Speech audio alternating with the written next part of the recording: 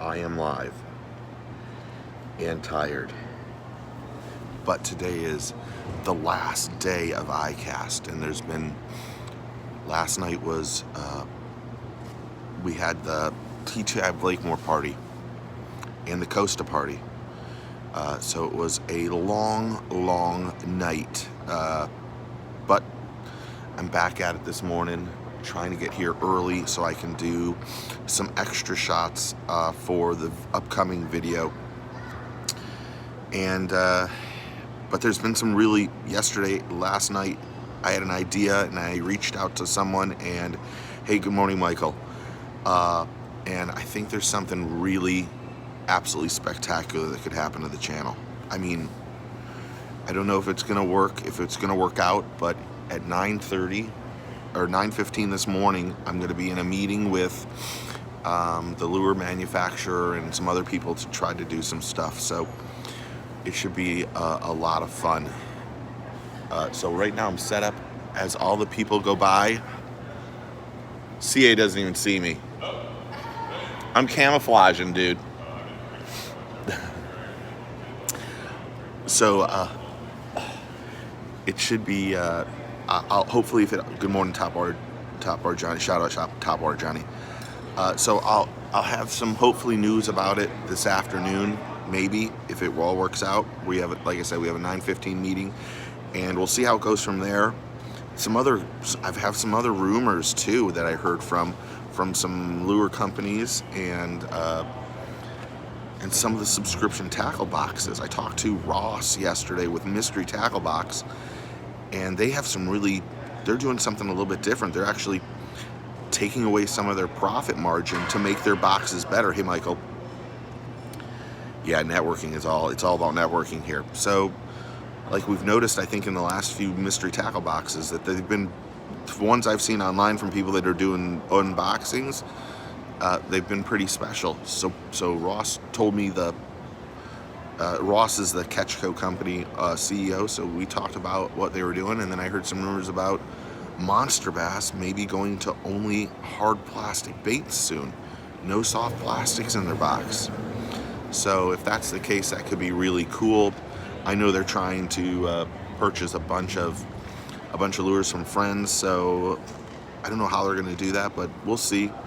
So just something to look at. And then still hearing the rumor around here that possibility of MLF trying to purchase Bass, but I can't find Boyd. I can't find anybody else to confirm or deny it. That's for sure. I completely agree. MTV is leaning. Mystery Tackle Box. So I talked to Ross for like 25 minutes. I should have filmed the whole thing. You want to know? I'll go back and see if he'll do it with me, or I'll text him to see if he'll do it with me. There's something that they're doing by taking away some of the money, and they've changed a lot of their marketing and their buyers in the company.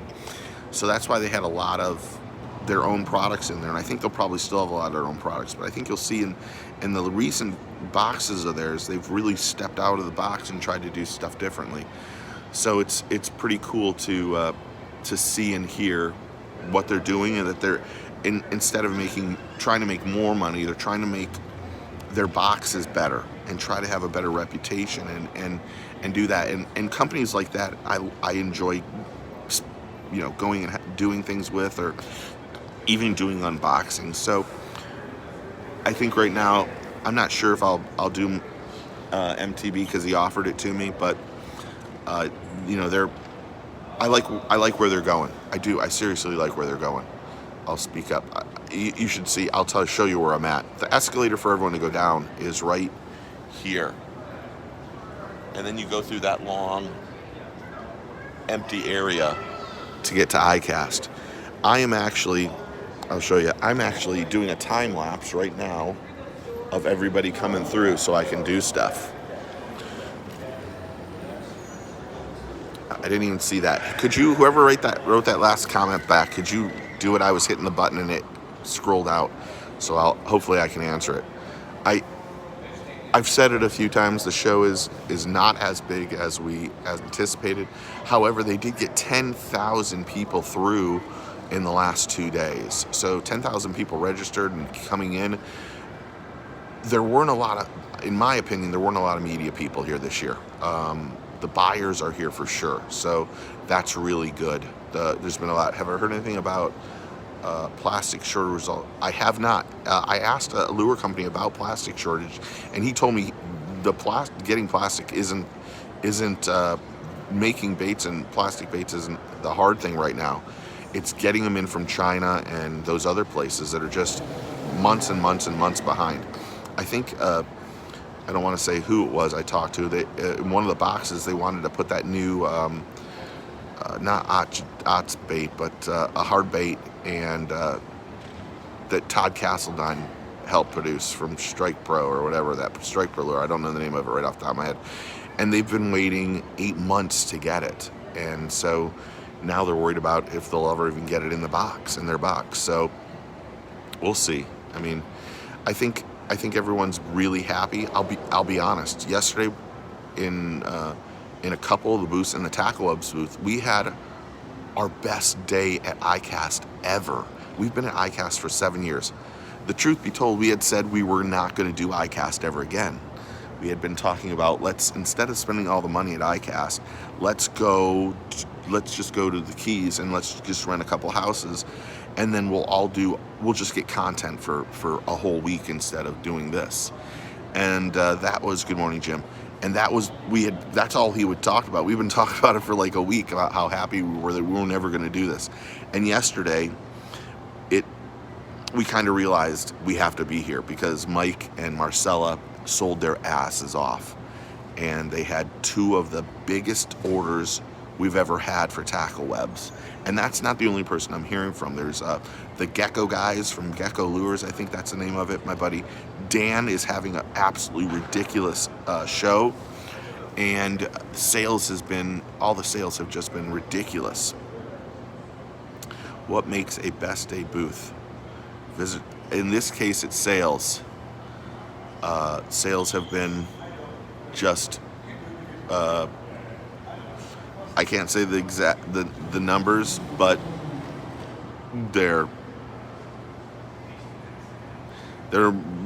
it's much more than I make in 10 years.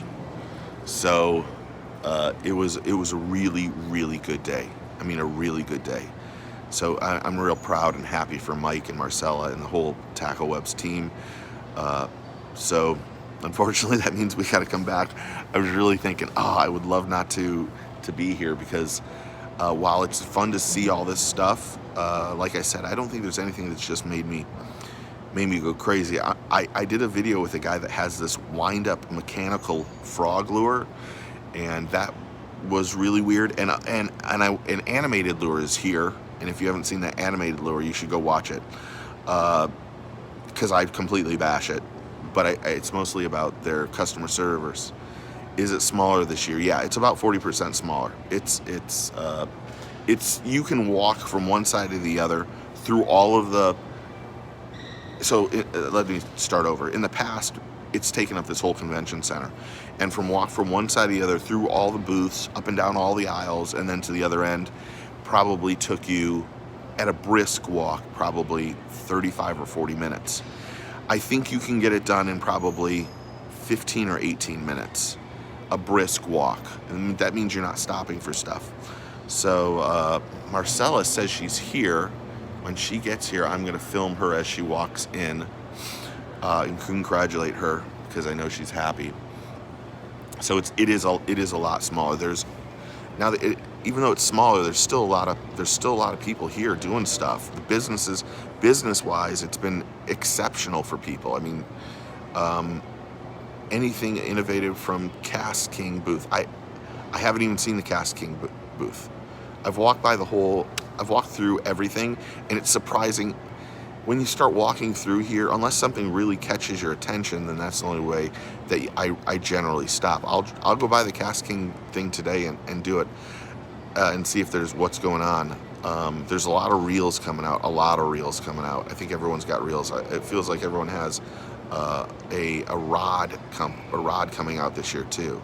Lunker Hunt's right across the thing. I was telling you, Yeah, animated lure was over there. I almost went over and did an animated lure video, but I just can't bring myself to go over there without saying something completely horrible to them and bashing them for the terrible customer service that they have. So anyway, I hope you guys are having a blessed day. There's a lot of videos coming. Hold on. There's the sales queen of it all right there. Hi, Mar. Say hi, everyone, live. Sorry, you're live, Mar. That is the wonderful Marcella. We call her Mar, just so everyone knows. She is Miss Fishing Florida Radio. She is wonderful. She's like family. She has a 9 o'clock, so she's rushing in already. So we will wrap this up and just say thank you to everybody. I was realizing last night, I was talking to somebody about the YouTube channel, and even though I say thank you, I don't think you guys realize how much I appreciate everyone watching and commenting and clicking thumbs up and subscribing. I don't think you guys realize it's a little overwhelming at times, and I'm just completely appreciative. So in my appreciation, I have snagged a couple free things, like 5 or 6. And I'm going to give them away at some point. I don't know if I'll just give them away at the end or whatever. Here's someone coming in with rods now. But I just want to make sure you guys know how appreciative I am of you guys and how much it means to me that you watch this crap that I do. Thank you, Jim. So I know I look horrible, man. I just feel like I realized I walked 51 or 52,000 steps in 2 days. And that doesn't count the Saturday and Sunday, Monday, and Tuesday that I was here doing stuff. So today I'm going to hopefully not walk as much, and I'm just going to finish up some shots that I think might make the videos look a little bit better. I got some drone the other day. I'll be honest. I'm going to tell you 2 stories. One, I think you'll see on someone else's video. So the other day, I was in front of that Johnny Morris thing, and Roland Martin was, yeah, those bass ponds do miss you. Roland Martin was to my right. So as Roland Martin, and I've known Roland and Jimmy Houston and those guys for a long time, and actually, I love you too, man.